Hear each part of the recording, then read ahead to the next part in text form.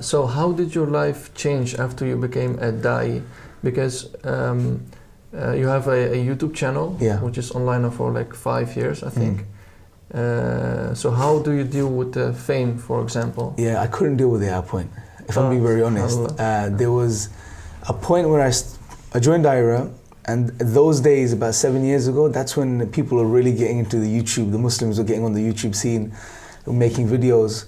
Because prior to that, you only had Hamza and Adnan Rashid from the Dawah. And Sabur. And Sabur and a few other brothers. But not many people were online. Even Sabur wasn't online then. So way back in the day, and we started getting involved, going Speaker's Corner. When we started going Speaker's Corner, there were hardly any cameras there. Right? So there's probably maybe one camera, if at best. We started filming stuff there, talks on the ladder, discussions with people, putting them online, and they got very popular. They started going viral. Some of the videos got hundreds of thousands of views. And the problem was that I wasn't mature enough in my deen at the time to realize the potential harms of that fame.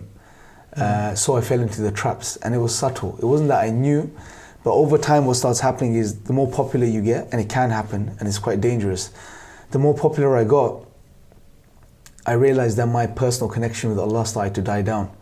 And I didn't focus as much on my own personal development. To the point where after about a year and a half, I got to the point where it was all about putting up videos, getting views. As far as my prayer was concerned, it was very bad. I would rush it, I would delay it. I had pretty much zero to none connection with Allah. And what was interesting, bro, is I got to the point where on one hand, I intellectually and rationally, I had all the arguments and points where I could convince atheists that Islam is the truth. But on the other hand, I was empty internally. And it was a very strange place to be. And then one day, just suddenly, it just all collapsed. And I, again, was at square one again, right? So I didn't even know what was going on. I knew it was the truth, because rationally I was convinced. But I had to work on myself because my heart was dead. And that was a very strange place to be, and I wish on no one. So I had to rebuild, and I went offline. I went off social media for about 4 years, 3 or 4 years. And only recently, past 2 years or so, I've started to slowly, gradually come back on social media.